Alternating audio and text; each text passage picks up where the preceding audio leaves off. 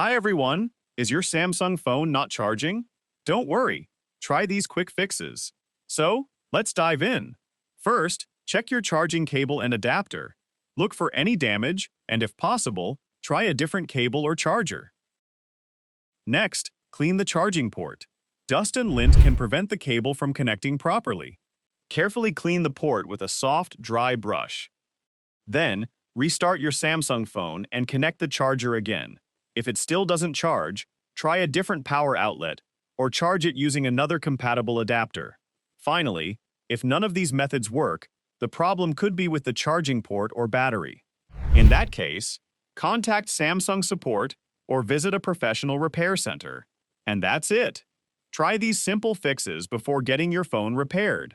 Don't forget to like and subscribe for more quick tech tips. Thanks for watching, and see you in the next video.